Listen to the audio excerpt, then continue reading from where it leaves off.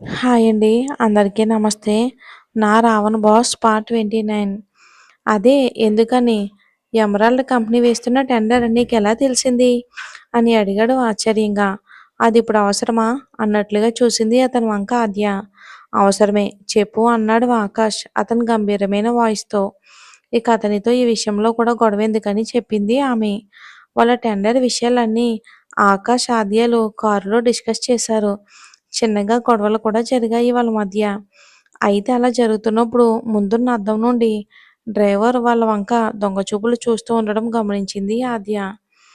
ఇక అప్పుడు ఆమెకి పెద్దగా సందేహాలు రాలేదు కానీ కారు దిగాక ఆకాష్ పదే పదే ఎమరాల్డ్ కంపెనీ గురించి మాట్లాడడం విని వాళ్ళ మీద ఒక కన్నేసి ఉంచింది ఆద్య.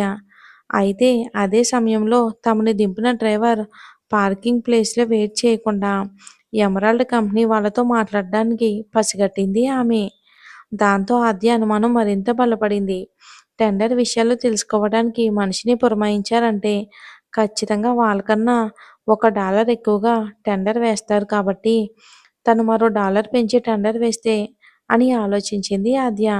1, 2 డాలర్లతో కంపెనీకి కలిగే నష్టం ఏమీ లేదు. కానీ ఆ చిన్న తేడానే గెలుపు ఓటములను నిర్ణయిస్తుందని ఆలోచించి అమౌంట్ మార్చాలన్న నిర్ణయం తీసుకుని ఉన్న పళంగా ఎవరికీ తెలియకుండా పేపర్స్ రెడీ చేయించింది. ఆ ఫైల్స్ తీసుకుని మళ్ళీ ఆకాష్ దగ్గరికి వెళ్తే ఇక వాళ్ళు పసిగట్టే అవకాశం ఉంది. అందుకే ఏమాత్రం అనుమానం రాకుండా అతని సంతకం కూడా ఆమె చేసేసింది. ఆద్య చెప్తున్నంత సేపు అది విన్న ఆకాష్, అబ్బో! తెలివి దీనికి మామూలుగా లేదుగా అని ఆకాష్ మనసులోనే అనుకుంటూ, హో! అలా అయితే నా సంతకం కూడా ఫోర్జరీ చేశావన్నమాట అని గుడ్లు మిటకరించి అడిగాడు ఆకాష్. ఆమెకి తెలుసు ఇలా ఏదో ఒకటి వెతికి ఆమెని తిట్టేందుకు చూస్తాడని. ఆల్రెడీ చెప్పాను కదా సిచ్యువేషన్ అలా ఉందని అని అంది ఆద్య అసహనంగా. ఎలా ఉంటాయేంటి? బాస్ సంతకం ఫోర్జరీ చేయొచ్చా? అని గట్టిగా గదిమాడు అతను. అప్పటికే అటూ ఇటూ ఉన్న టేబుల్ వాళ్ళు వాళ్ళ కేసి చూశారు. అందరూ చూడటాన్ని గమనించింది ఆద్య. ఆకాష్ వంక కోపంగా చూసి పరిస్థితిని బట్టి కొన్ని నిర్ణయాలు స్పాట్‌లోనే తీసుకోవాల్సి ఉంటుంది. అదే నేను చేశాను. నేను అలా చేయటం వల్లే ఇప్పుడు మనకి ఇది కంపెనీకి దక్కింది.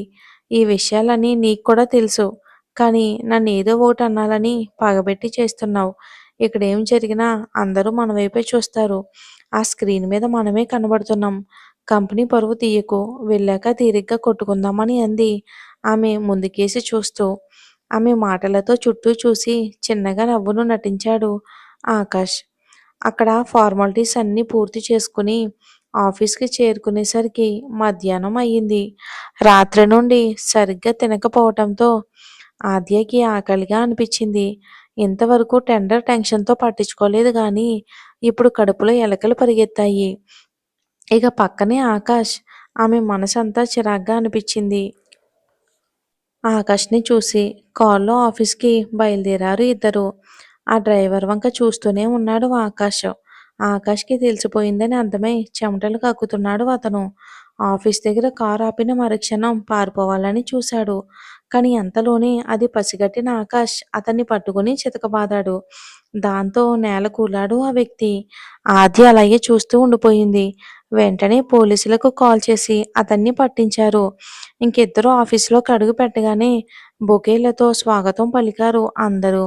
ఆద్య వేటిని పట్టించుకునే స్థితిలో లేదు. చాలా నీరసంగా అయిపోయింది. యాంత్రికంగా బొకేలను అందుకుని లోపలికి నడిచింది. చాలా విశాలంగా ఉంది ఆ ఆఫీసు. జాన్ వెంటనే ఎదురొచ్చి ఆమెను తన క్యాబిన్‌కి తీసుకుని వెళ్ళాడు. వేగంగా వెళ్ళింది ఆమె. ఇంకా చుట్టూ పరిసరాలను కూడా గమనించలేదు. జాన్ ఏదేదో చెప్పుకుంటూ పోతున్నాడు. అక్కడి బ్రాంచ్ పరిస్థితి, పని విధాల గురించి వివరిస్తున్నాడు. కానీ ఆద్య అస్సలు వినడం లేదు. ఇక ఏదో ఒకటి తినకపోతే బతకడం కష్టం అన్నట్లుగా కడుపులో పేగులు శబ్దాలు చేయగా, జాన్ దగ్గరలో క్యాంటీన్ ఎక్కడుంది అని అడిగింది ఆయాసంగా ఆద్య. అప్పుడు గమనించాడు అతను ఆమె పరిస్థితిని. చూడటానికి ఎంతో నీరసంగా, బలహీనంగా కనిపిస్తున్న ఆమె వంక చూసి, మేడం ఆకలేస్తుందా అని అడిగాడు వినయంగా. అని అంది ఆమె క్షణం ఆలస్యం చేయకుండా. వెయిట్ ఏ మినిట్ మేడం ఇప్పుడే వస్తాను అంటూ బయటికి నడిచాడు అతను. జాన్ మనీ తీసుకెళ్ళు అంత బలహీన స్థితిలో కూడా గొంతు పెగిల్చుకుంటూ అని అంది ఆద్య. అది విని వినలేనట్లుగా బయటికి నడిచాడు జాన్. కళ్ళు వాలిపోతున్నా అక్కడ పడుకోవటం సరైంది కాదు అని ఓపిక తెచ్చుకుని జాన్ కోసం 1000 కళ్ళతో ఎదురుచూసింది ఆద్య. అన్నట్లుగానే నిమిషంలోనే వచ్చాడు జాన్. కానీ ఆద్యకి మాత్రం అది గంటలా గడిచింది. ఒక ప్యాకెట్ తీసి ఆమె ముందు పెట్టాడు అతను. వెంటనే బయటికి తీసి చూసింది. Veg sandwich with peanut butter ఉండడం చూసి వెంటనే తినడం మొదలుపెట్టింది ఆద్య. ఆమె వంక చిరునవ్వుతో ఆప్యాయంగా చూస్తూ ఉన్నాడు జాన్. ఇక అదంతా తినేసి కాస్త నీళ్లు తాగాక ప్రాణాలు తిరిగొచ్చినట్టు అనిపించింది. అతని వంక చూస్తూ థ్యాంక్ యూ జాన్. ఎంతైంది అని అడిగింది తన వ్యాలెట్ తీస్తూ. నో మేడం, ఇది క్యాంటీన్ నుండి తీసుకురాలేదు, నేనే చేశాను. ఇంటి నుండి తీసుకొచ్చా అని అన్నాడు అతను. ఓ థ్యాంక్ యూ, మరిప్పుడు నీకెలా అని అడిగింది ప్రశ్నార్థకంగా జాన్ని. ఇట్స్ ఓకే మ్యామ్, నేను క్యాంటీన్లో తింటాను అని అన్నాడు జాన్ నవ్వుతూ. కానీ అతన్ని అలా తిన్నివ్వడం ఆమెకి ఎలాగో అనిపించింది. ఇంకా అభిమానం అడ్డుపడింది. ఇప్పుడు కూడా అతనికి డబ్బులు ఇస్తాననడం మర్యాద కాదు అని ఆద్యకి తెలుసు. ఇంకా ఆద్య గాఢంగా ఊపిరి తీసుకుని పదండి జాన్, నేను వస్తాను అని అంది ఆద్య సీటు నుండి లేస్తూ. ఆమె వస్తాను అనగానే మాట వరుసకు కూడా వద్దనలేదు అతను. హ్యాపీగా సంతోషించాడు. ఆమె వెనకాలే రాగానే ముందుకు నడిచాడు జాన్.